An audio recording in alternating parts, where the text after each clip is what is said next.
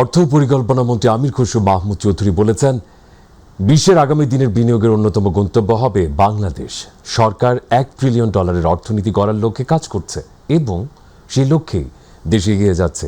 সকালে চট্টগ্রাম শাহ আমানত আন্তর্জাতিক বিমানবন্দরে সাংবাদিকদের সঙ্গে আলাপকালে তিনি এসব কথা বলেন। অর্থমন্ত্রী বলেন, আগামী 2 বছরের মধ্যে দেশের অর্থনীতি আরও শক্ত ভিত্তির উপর দাঁড়াবে এবং আন্তর্জাতিক বিনিয়োগকারীদের আস্থা বৃদ্ধি পাবে। তিনি আরও বলেন, চট্টগ্রামকে কেন্দ্র করে অর্থনৈতিক করিডোর, চাইনিজ ইকোনমিক হাব, বিমানবন্দরের কার্গো হাব এবং আধুনিক লজিস্টিক হাব গড়ে তোলার উদ্যোগ নেওয়া হয়েছে। যে আমরা যেটা বিগত সরকারগুলো থেকে ইনহেরিট করেছি, মধ্যপ্রাচ্যের যুদ্ধের কারণে যেটা ক্ষতিগ্রস্ত হয়েছে, অর্থনীতিতে এখন খুবই খারাপ অবস্থায় আছে। যেটা আমরা পেয়েছি এখান থেকে আগে বেরিয়ে আসতে হবে, এই ভঙ্গুর অর্থনীতি থেকে বেরিয়ে এসে স্থিতিশীল করতে হবে, তারপরে সম্ভাবনার দিকে যাব, তারপরে অর্থনীতি তার যে আমরা এই যে প্রসপ্যারিটি যেটা বলতেছে সেটা শুরু হয়ে যাবে তৃতীয় চতুর্থ বছর থেকে হয়ে যাবে ইনশাআল্লাহ, এবং অর্থনীতি ঘুরে দাঁড়াবে। বাংলাদেশ তার যে সম্ভাবনাকে সেটা পুরোপুরি কাজে লাগিয়ে আমরা বিশ্বের অন্যতম অর্থনীতিতে পরিণত হওয়ার $1 ট্রিলিয়ন অর্থনীতির যে আমরা যে ফোরকাস্ট করেছি সেদিকে আমরা এগিয়ে যাব ইনশাআল্লাহ। দেশের কৃষি ব্যবস্থাপনাকে আধুনিক ও তথ্যভিত্তিক করতে সরকার কৃষক কার্ড চালু করেছে বলে জানিয়েছেন কৃষিমন্ত্রী আমিনুর রশিদ। চট্টগ্রাম সার্কিট হাউসে কৃষি বিভাগের কর্মকর্তাদের সঙ্গে মতবিনিময় সভা শেষে তিনি বলেন, কৃষক কার্ডের মাধ্যমে উৎপাদন ও বাজার ব্যবস্থাপনার সমন্বয় হবে, কমবে মধ্যস্বত্বভোগীদের দৌরাত্ম্য এবং কৃষকরা পণ্যের ন্যায্য মূল্য পাবেন। তিনি জানান, ধান, গম ও পাটের পাশাপাশি মৎস্য প্রাণী সম্পদ খাতের সংশ্লিষ্টরাও এই কার্ডের আওতায় আসবেন। একই সঙ্গে ইলিশ উৎপাদন বৃদ্ধি, জেলেদের বিকল্প আয়ের সুযোগ সৃষ্টি এবং আন্তর্জাতিক বাজারে ইলিশ রপ্তানি বাড়ানোর পরিকল্পনার কথাও জানান কৃষিমন্ত্রী। সরকারের টার্গেট ইলিশ শুধু লোকাল মার্কেটে অ্যাভেলেবেল করা নয়, আন্তর্জাতিক বাজারেও ইলিশের চাহিদা বেড়েছে। অন্য অন্য জাতির লোকেরাও ইলিশ নিতে চাচ্ছে। ইলিশ এখন সত্যিকার অর্থে টুনার পরের অবস্থানে এসে যাবে যদি আমরা এটাকে এনাফ প্রোডাকশন করে ওয়ার্ল্ড ওয়াইড মার্কেটিং করতে পারি। এদিকে সমাজ কল্যাণ এবং মহিলা ও শিশু বিষয়ক মন্ত্রণালয়ের মন্ত্রী অধ্যাপক ডাক্তার এ.জেড.এম জাহিদ হোসেন বলেছেন, অতীতে নির্বাচন সুষ্ঠুভাবে না হওয়ায় জনপ্রতিনিধিদের জনগণের প্রতি দায়বদ্ধতা ছিল না। শনিবার রংপুর বিভাগীয় সমাজসেবা কার্যালয়ে এক আলোচনা সভা শেষে তিনি সব কথা বলেন। তিনি আরও জানান, ফ্যামিলি কার্ডের জন্য কাউকে আবেদন করতে হবে না, সরকার বাড়ি বাড়ি গিয়ে তা পৌঁছে দেবে। অনুষ্ঠানে সংরক্ষিত নারী আসনের এমপি রেজেকা সুলতানা ফেন্সি, সিটি প্রশাসক মাহফুজুল নবী টন, জেলা পরিষদ প্রশাসক সাইফুল ইসলাম সহ বিভাগীয় জেলা প্রশাসনের ঊর্ধ্বতন কর্মকর্তারা উপস্থিত ছিলেন। দায়বদ্ধতা ছিল খালি কতিপয় কর্মকর্তা, আইন শৃঙ্খলা রক্ষাকারী বাহিনীর প্রতি, জনগণের প্রতি তাদের কোনো দায়বদ্ধতা ছিল না। কাজে আমরা অল্প সময়ের ভিতর আমরা চেষ্টা করব বাংলাদেশের অন্য 10টা অঞ্চল যেরকম সহযোগিতা পায়, রংপুর বিভাগ অবশ্যই তার এখনকারটা তো পাবেই, বকেয়াটাও যাতে পায় সেটার জন্য আমরা চেষ্টা করব। চিকিৎসা সেবায় যে পরিমাণ বরাদ্দ যায় তার একটি বিশাল অংশ হারিয়ে যায় বলে মন্তব্য করেছেন বাণিজ্যমন্ত্রী খন্দকার আব্দুল মুক্তাদির। তিনি বলেন, ভারত, নেপাল, ভুটান, পাকিস্তান ও আফগানিস্তানের চিকিৎসা ব্যয় বাংলাদেশের চেয়ে অনেক কম। যেসব স্থানে জনবল প্রয়োজন তা পূরণ করতে এবং যেসব স্থাপনা তৈরি করা হয়েছে তা ব্যবহারের উদ্যোগ নিতে হবে। সকালে সিলেট মেডিকেল বিশ্ববিদ্যালয়ের হলরুমে সিলেট মেডিকেল বিশ্ববিদ্যালয় ও অন্যান্য সরকারি স্বাস্থ্য প্রতিষ্ঠানসমূহের সার্বিক বিষয়ে পর্যালোচনা সভায় প্রধান অতিথির বক্তব্যে তিনি এসব কথা বলেন। আমরা চেষ্টা করব গরিব দেশ যে বরাদ্দই আছে সেটার পুরোপুরি বরকত যেন পাই, সেটার জন্য আমরা সমন্বিতভাবে চেষ্টা করব। আর আপনারা যেগুলি তৈরি করেছেন আপনাদের চাহিদাপত্র, এগুলি একটু আমার সাথে শেয়ার করেন। আমি একটু মন্ত্রণালয়ের স্বাস্থ্যমন্ত্রী মহোদয়ের সাথে কথা বলি, তারপরে প্রয়োজন বোধে আবার আমরা বসবো। যমুনার দুই পারের কোটি মানুষের স্বপ্নের দ্বিতীয় যমুনা সেতু দ্রুততম সময়ে বাস্তবায়নের ঘোষণা দিয়েছেন বেসামরিক বিমান পরিবহন ও পর্যটন প্রতিমন্ত্রী এম রশিদুজ্জামান মিল্লাত। জামালপুরের দেওয়ানগঞ্জে সেতু বাস্তবায়ন কমিটির যৌথ মতবিনিময় সভায় প্রধান অতিথির বক্তব্যে তিনি কথা বলেন। এর আগে সকালে গাইবান্ধার ফুলছড়ি থেকে নদীপথে প্রতিনিধি দল দেওয়ানগঞ্জে পৌঁছলে উৎসব মুখর পরিবেশের সৃষ্টি হয়। সভায় সেতুর পাশে কৃষিভিত্তিক ইপিজেড করে তোলার দাবি জানিয়ে প্রতিমন্ত্রীর হাতে চরের উৎপাদিত পণ্য উপহার দেওয়া হয়।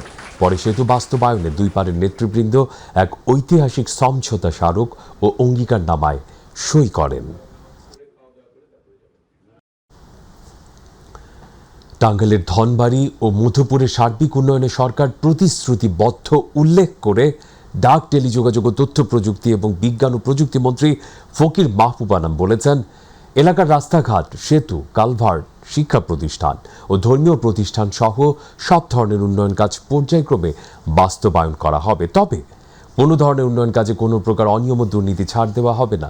ধনবাড়ী উপজেলার যদুনাথপুর, জাগিরাচালা, জামতলী ও সন্ধ্যায় ধনবাড়ী বাজার ব্যবসায়ী সমিতির অভিষেক অনুষ্ঠানে প্রধান অতিথির বক্তব্যে মন্ত্রী এসব কথা বলেন। এর আগে মন্ত্রী তার নির্বাচনী প্রতিশ্রুতি পূরণের অংশ হিসেবে ধনবাড়ীর নবাবশাহী ঈদগাহ ও মেলার মাঠের মাটি ভরাট কার্যক্রমের আনুষ্ঠানিক উদ্বোধন করেন।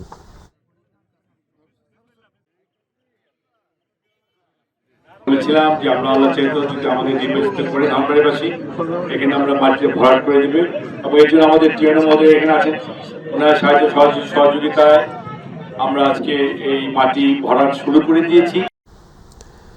স্থলবন্দর না থাকলেও ভারতীয় একটি মিনি ট্রাক অবৈধভাবে নেত্রকোনার কলমাকান্দা সীমান্ত দিয়ে বাংলাদেশে প্রবেশ করে। গোপন সংবাদের ভিত্তিতে শুক্রবার রাতে বিজিবি ট্রাকটি জব্দ করে।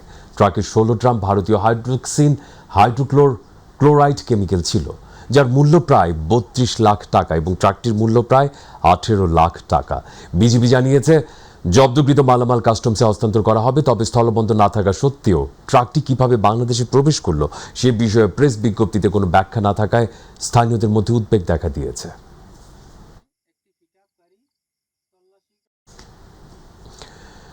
জয়পুরহাট সীমান্তে বিশেষ অভিযান চালিয়ে 10টি স্বর্ণের বার সহ মোহাম্মদ মামুনুর রশিদ নামের এক চোরা কারবারিকে আটক করেছে 20 বিজিবি। উদ্ধারকৃত 1 কেজি 185 গ্রাম ওজনের স্বর্ণের আনুমানিক বাজার মূল্য 2,27,83,000 টাকা। দুপুরে 5 পিবি উপজেলা সীমান্তবর্তী রতনপুর সালুয়া মাঠ এলাকায় একটি ধানক্ষেত থেকে তাকে আটক করা হয়।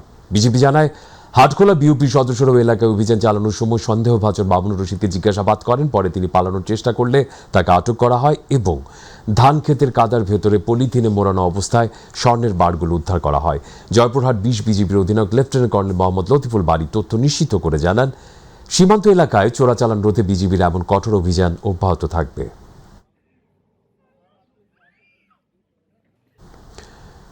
গাজীপুরের কাশিমপুরে অভিযান চালিয়ে 33 কেজি গাঁজা সহ 2 মাদক কারবারিকে গ্রেপ্তার করেছে র্যাব।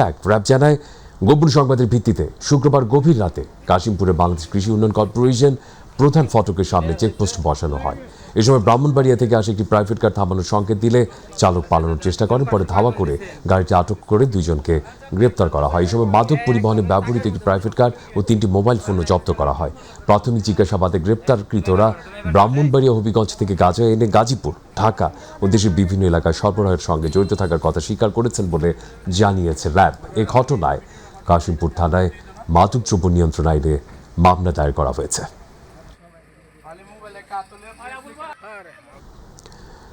নারায়ণগঞ্জে সোনারগাঁয়ে মোটরসাইকেল ছিনতাইয়ের অভিযোগে এক আসামিকে ধরতে গিয়ে হামলার শিকার হয়েছেন 3 পুলিশ সদস্য ও 1 পুলিশ সোর্স। উপজেলার 7 ভাইয়াপাড়া এলাকায় এই ঘটনাটি ঘটে। আহতদের মধ্যে পুলিশ সোর্স মাসুমকে ঢাকা মেডিকেল কলেজ হাসপাতালে পাঠানো হয়েছে। এই ঘটনায় অভিযুক্ত সাগর ও সজলকে গ্রেপ্তার করেছে পুলিশ।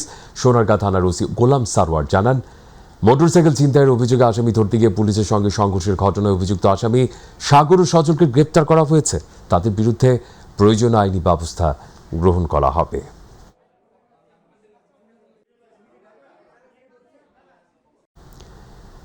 জামালপুরে বিচারক দম্পতির বাসায় চুরির ঘটনায় 5 জনকে গ্রেপ্তার করেছে পুলিশ। শুক্রবার বিকেলে আদালতের মাধ্যমে তাদের প্রেরণ করা হয়। এর আগে বৃহস্পতিবার রাতে শহরের আমলাপাড়া ও হাই স্কুল মোড়ে অভিযান চালিয়ে তাদের গ্রেপ্তার করা হয়। জামালপুরের মেলান্দহ সিভিল জজ আদালতের বিচারক আহমদুল কবির শাকিল ও দেওয়ানগঞ্জ সিভিল জজ আদালতের বিচারক নুসরাত জেরিন জেনি বাসায় জানালার গ্রিল কেটে চুরির ঘটনা ঘটে।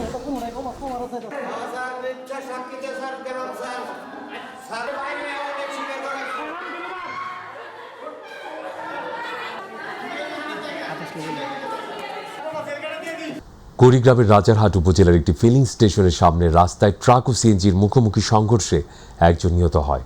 স্থানীয় সূত্রে জানা যায়, ট্রাকটি গ্যাস সিলিন্ডার নিয়ে রংপুরগামী ও সিএনজিটি যাত্রী নিয়ে কুড়িগ্রাম গ্রামে ছিল। এর মধ্যে মৃত্যুবরণকারী ব্যক্তি মিঠাপুকুর উপজেলার এরশাদ আলী। এই বিষয়ে আরও 5 জন গুরুতর আহত অবস্থায় রাজারহাট স্বাস্থ্য কমপ্লেক্সে চিকিৎসাধীন রয়েছে। পরে ফায়ার সার্ভিস ও প্রশাসন এসে ট্রাক ও সিএনজিটি প্রশাসনের তত্ত্বাবধানে নেয়। ঝিনাইদহের কোটচাঁদপুর বাঁশ কাটা নিয়ে বিরোধের জেরে মামার লাঠির আঘাতে আহত বাঘিনীর মৃত্যু হয়েছে। পুলিশ ও স্থানীয়রা জানায়, উপজেলার শীষের কুণ্ডু গ্রামের আবু বকরের সাথে তার বাবা শিরু মিয়ার বিরোধ ছিল। গত মঙ্গলবার রাতে বিরোধপূর্ণ ওই জমির বাঁশ কাটা নিয়ে বাঘ পিতন্দা হয়। এক পর্যায়ে মামার শিরু মিয়া লাঠি দিয়ে আবু বকরের মাথায় আঘাত করে। এতে গুরুতর আহত হলে প্রথমে কোটচাঁদপুর হাসপাতালে ভর্তি করা হয়। অবস্থার অবনতি হলে ঢাকায় রেফার করে চিকিৎসক। ঢাকার একটি বেসরকারি হাসপাতালে চিকিৎসাধীন অবস্থায় শুক্রবার দুপুরে মারা যায় আবু বকর।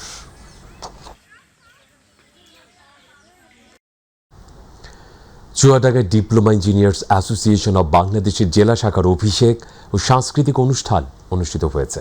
দুপুরে চুয়াডাঙ্গা জেলা পরিষদ ও বাংলু চত্বরে আয়োজিত অনুষ্ঠান আলোচনা সভা অনুষ্ঠিত হয়। এতে প্রধান অতিথি হিসেবে বক্তব্য দেন জেলা পরিষদের প্রশাসক শরীফুজ্জামান শরীফ। বিশেষ অতিথি ছিলেন পাবলিক প্রসিকিউটর মারুফ সারোয়ার বাবু, চুয়াডাঙ্গা প্রেস ক্লাবের সভাপতি নাজমুল হক স্বপন এবং প্রকৌশলী কবির হোসেন। পরে মনোজ্ঞ সাংস্কৃতিক অনুষ্ঠানের আয়োজন করা হয়। চট্টগ্রাম নগরের ইপিজেড থানাধীন ৩৯ নম্বর ওয়ার্ডে একটি ঘাটের ব্যবস্থাপনা ও পরিচালনা সংক্রান্ত বিরোধের জেরে মানববন্ধন অনুষ্ঠিত হয়েছে। এয়ারপোর্ট সড়কে আয়োজিত মানববন্ধনে স্থানীয় নেতাকর্মী ও বাসিন্দারা অংশ নেন। মানববন্ধনে বক্তারা অভিযোগ করেন, ৯ নম্বর ঘাটের পরিচালনা নিয়ে স্থানীয়দের স্বার্থ উপেক্ষা করা হচ্ছে। তারা দাবি করেন, ঘাট পরিচালনাকে কেন্দ্র করে সম্প্রতি সংঘর্ষ হামলার ঘটনাও ঘটেছে। এই বিষয়ে সুষ্ঠু তদন্ত এবং প্রয়োজনীয় ব্যবস্থা গ্রহণের দাবি জানান তারা। বক্তারা বলেন, এলাকায় শান্তি শৃঙ্খলা বজায় রেখে স্থানীয়দের অংশগ্রহণে ঘাট পরিচালনা নিশ্চিত করতে হবে। মানববন্ধনে এইচ.এম. শাহানুর, সাজ্জাদ হোসেন, ফারুক ও খোরশেদ আলম সহ স্থানীয় বিভিন্ন পর্যায়ের নেতাকর্মীরা উপস্থিত ছিলেন। রংপুরের পীরগঞ্জ উপজেলার বড় আলমপুর ইউনিয়নের ছোট উজিরপুর গ্রামে ভয়াবহ অগ্নিকাণ্ডে 3টি পরিবারের 5টি বসতঘর পুড়ে ছাই হয়ে গেছে। সকাল 7:30টার দিকে অগ্নিকাণ্ডের ঘটনা ঘটে।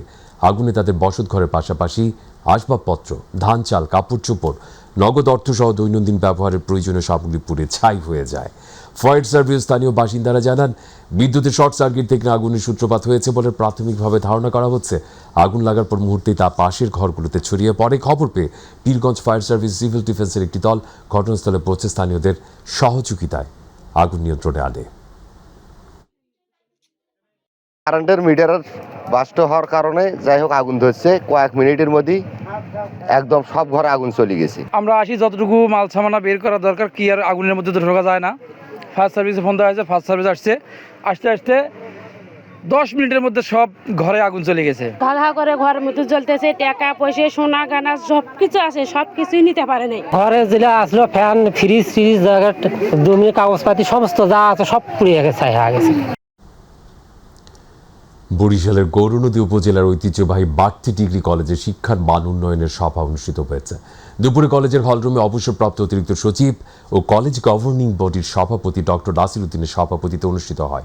এতে বক্তব্য রাখেন গভর্নিং বডির সদস্য, জেলা বিএনপি সদস্য অ্যাডভোকেট এস.এম. মনিরুজ্জামান, বিশিষ্ট সমাজসেবক হাবিবুর রহমান, মাসুদুর রহমান, প্রেস ক্লাবের সভাপতি জহিরুল ইসলাম জহির, সাবেক সভাপতি ও মাই টিভি প্রতিনিধি মোহাম্মদ গিয়াসউদ্দিন মিয়া, বাড়তি ইউনিয়ন বিএনপির আহ্বায়ক মিজানুর রহমান মিন্টু, প্রধান শিক্ষক এইচ.এম. মানিক হাসান, কাজী আসাদুজ্জামান, বজেন্দ্রনাথ বিশ্বাস সহ অন্যান্যরা।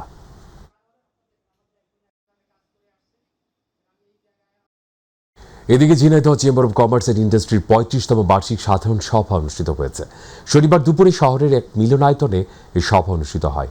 সভায় জেলা প্রশাসক নোমান হোসেন, পুলিশ সুপার পিয়া মোহাম্মদ আশিস বিন হাসান, জেলা পরিষদের প্রশাসক অ্যাডভোকেট এম.এ. মজিদ অতিথি হিসেবে বক্তব্য রাখেন। সভায় বিগত বছরের বার্ষিক প্রতিবেদন, সম্ভাব্য বাজেট উপস্থাপন, অডিটর নিয়োগ সহ আগামী দিনে করণীয় নানা বিষয়ে আলোচনা করা হয়। শেষে নবনির্বাচিত কমিটির নাম ঘোষণা ও পরিচিতি পর্ব অনুষ্ঠিত হয়।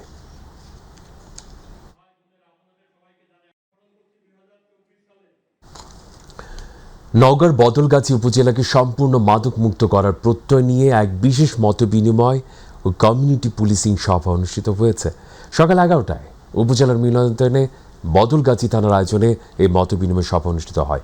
সভায় প্রধান অতিথি হিসেবে উপস্থিত ছিলেন নওগাঁ 3 আসনের সংসদ সদস্য ফজলে হুদা বাবুল।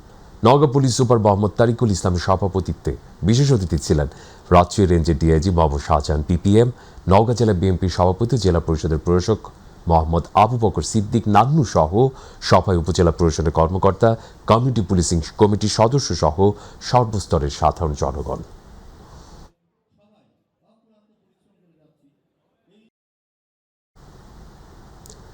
যশোরের মনিরামপুর উপজেলার 4 নম্বর ঢাকুরিয়া ইউনিয়ন বিএনপির উদ্যোগে যৌথ সভা অনুষ্ঠিত হয়েছে। সকালে ঢাকুরিয়া মাধ্যমিক বিদ্যালয় মাঠে অনুষ্ঠিত সভায় সভাপতিত্ব করেন 4 নম্বর ঢাকুরিয়া ইউনিয়ন বিএনপি সভাপতি জিএম মিজানুর রহমান। সভায় প্রধান অতিথি হিসেবে উপস্থিত ছিলেন মনিরামপুর উপজেলা বিএনপি সাধারণ সম্পাদক আসাদুজ্জামান মিন্টু। বিশেষ অতিথি হিসেবে উপস্থিত ছিলেন উপজেলা বিএনপির নেতা সফিয়া রহমান, জাহাঙ্গীর হোসেন সহ উপজেলা ও ইউনিয়ন বিএনপি এবং এর অঙ্গ ও সহযোগী সংগঠনের বিভিন্ন পর্যায়ের নেতাকর্মীরা।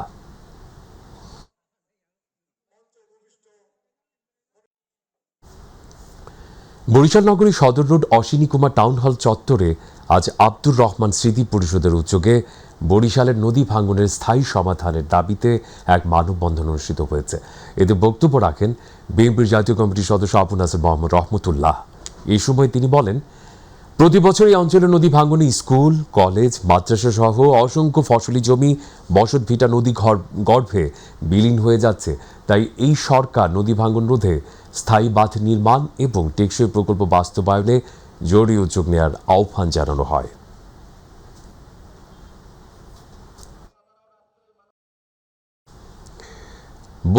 ফরিদপুরের ভাঙ্গা উপজেলার পৌর সদরের কাপুরিয়া সদরদি গ্রামে গুলিতে নিহত সুমনের পরিবারকে এবং মাতম শুরু হয়েছে। সন্তানকে হারিয়ে বাবা মা এখন পাগল প্রায়। দুপুরে ভাঙ্গা উপজেলা জামায়াতে ইসলামের একটি প্রতিনিধি দল শোক সন্তপ্ত পরিবারটিকে সমবেদনা জানাতে তাদের বাড়িতে ছুটে যান। তাদের বাড়িতে গিয়ে দেখা যায় স্বজনদের কান্নায় পরিবেশ ভারী হয়ে উঠেছে। সন্তানের কথা স্মরণ করে আহাজারি করছেন বাবা মা। এই সময় সুমনের বাবা মা তাদের সন্তানের হত্যার সুষ্ঠু তদন্ত, দোষীদের দ্রুত গ্রেপ্তার করে দৃষ্টান্তমূলক শাস্তির দাবি জানান।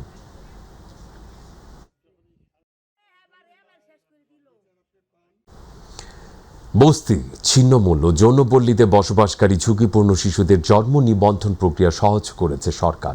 এখন থেকে পিতৃ পরিচয়হীন শিশুরা মায়ের নাম ও মর্যাদাপূর্ণ এলাকার ঠিকানা ব্যবহার করে জন্ম নিবন্ধন করতে পারবে। ফরিদপুরে এক কর্মশালায় জন্ম মৃত্যু নিবন্ধনের registrar general doctor Abu Nasr Mohammad Abdullah তথ্য জানান। তিনি বলেন, জন্ম নিবন্ধন শিশুদের রাষ্ট্রীয় পরিচয় নিশ্চিত করে এবং শিক্ষা, স্বাস্থ্যসেবা ও সামাজিক নিরাপত্তা সহ বিভিন্ন সরকারি সেবা পাওয়ার পথ সহজ করে। কর্মশালায় জানানো হয়, ফরিদপুরে 2টি যৌনপল্লীতে উদ্যোগের আওতায় ইতিমধ্যে 56 জন শিশুর জন্ম নিবন্ধন সম্পন্ন হয়েছে এবং আরও 8 জনের নিবন্ধন প্রক্রিয়া চলমান। কক্সবাজারে কর্মরত টেলিভিশন সাংবাদিকদের পেশাগত ঐক্য, দক্ষতা বৃদ্ধি এবং বস্তুনিষ্ঠ সাংবাদিকতা নিশ্চিত করার লক্ষ্যে টিভি জার্নালিস্ট অ্যাসোসিয়েশন কক্সবাজারের বিশেষ সাধারণ সভা অনুষ্ঠিত হয়েছে।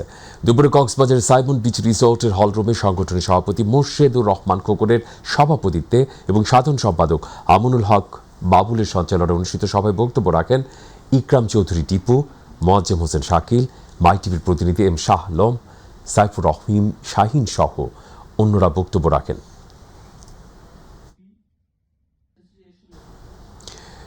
এদিকে চট্টগ্রাম আবাসিক হোটেল মালিক সমিতির 2025 থেকে 27 মেয়াদের মিলন মেলা চট্টগ্রাম ক্লাবে অনুষ্ঠিত হয়েছে।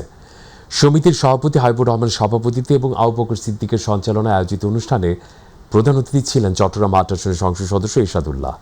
বিশেষ অতিথি হিসেবে উপস্থিত ছিলেন মাই টিভির চট্টগ্রাম ব্যুরো প্রধান হাজী মোহাম্মদ নুরুল কবির এবং চট্টগ্রাম প্রেস ক্লাবের সভাপতি জাহিদুল করিম কোচি সহ সমিতির উপদেষ্টা ও নেতৃবৃন্দরা। বক্তারা বলেন, আবাসিক হোটেল খাত একটি বড় বিনিয়োগ নির্ভর ব্যবসা হলেও বিভিন্ন দপ্তরে হয়রানির কারণে ক্ষুদ্র মাঝারি উদ্যোক্তারা সমস্যার মুখে পড়ছেন। এই বিষয়ে সংশ্লিষ্ট কর্তৃপক্ষের সহযোগিতা কামনা করা হয়।